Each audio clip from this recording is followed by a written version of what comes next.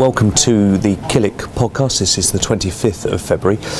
First of all, a quick chat about last week because there were a few interesting developments, mainly on the QE side of the equation. In the US, we had minutes from the FOMC meeting which appear to confirm that an increasing number of members are concerned about the level of QE that the US is putting into place. You may recall that at the moment they're committing to around $85 billion per month of additional QE measures, with the target of reducing unemployment down to 6.5% in the US. But concerns that they may not be able to see that through if increasing number of members are getting sort of cold feet about the exercise did cause markets to have a little bit of an intra-week wobble. They did recover by the end, so which is a sort of a par for the trend at the moment, that these wobbles are met with continued buying, so markets recovering their poise. But it is an interesting reminder that a lot of the markets are here and being driven by QE programs at the moment, and any signs that they are coming to an end is causing some cause for concern. We will hear more on this subject tomorrow evening. Ben Bernanke will be speaking in one of his testament speeches, and I suspect he'll try and play down the significance of those minutes last week, and that may well give markets a little bit of heart and allay any fears that they may have had last week, but that will be a key speech for this week. In contrast, in the UK, we've had continued thoughts about QE, the level of the QE programme here, and interestingly we had three members, including the Governor Mervyn King, voting for an extension to the QE programme of a further 25 billion, taking our own programme to around 400 billion sterling. So that actually did cause sterling to continue its recent downtrend, and that was further augmented on Friday when we had a downgrade from Moody's of our own credit rating. So let's look at some of the charts and stories around that. First of all, a quick look to the week ahead. We've just highlighted a few of the things that would be of interest to us. On Monday, Pearson. Well, Pearson have actually just reported. It looks like a small downgrade for Pearson. So the shares are trading off around 3% there at the moment. But looking towards the week ahead, Weir Group has been a strong performer for us recently. There has been a deal in the oil services sector with KKR taking over a big US player. So the read across has been very helpful to Weir. So we'll see more of that hopefully on Wednesday. Later in the week we get the first of the banks reporting. We've got Lloyds Bank reporting.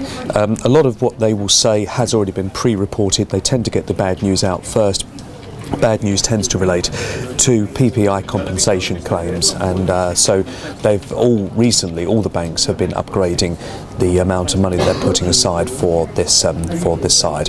In terms of other points I would make for this week, we are, as we speak on Monday, waiting for further election results out of Italy.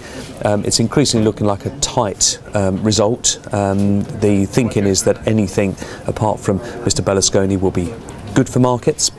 But there is concern about potentially a hung parliament.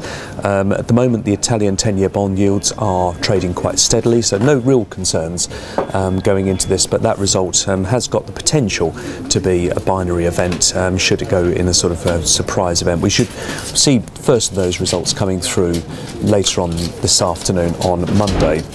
So turning to some of the charts which we're highlighting. First of all, we're looking here at sterling. Sterling continues to be a major feature for markets. It's the second weakest currency of the G7 at the moment, just falling behind the yen, and really therefore the topic of conversation is a weak currency for the UK good for it?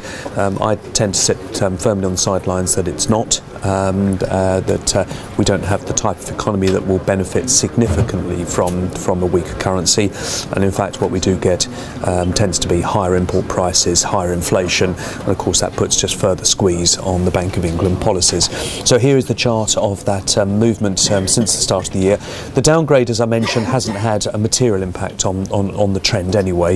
In fact, it may herald a bit of short closing, I suspect, for those that largely thought a downgrade was factored into pricing. So we may see a little bit of a bounce, but the trend very clearly lower. So this is the pound against the euro.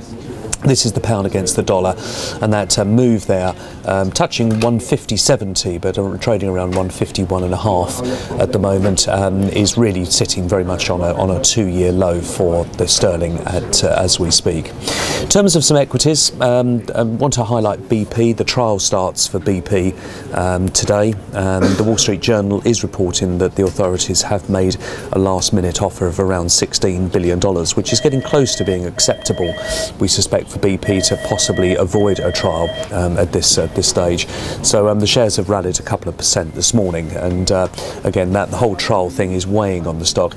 Talking of the sector, we do like Shell. In fact, there is a research note which has been published by us last week, just highlighting that this company, shares have been a little bit weak, as all multinational oil stocks had been weak during 2013, but we're highlighting the 5.4% yield and other attractions, cash flow attractions of Shell.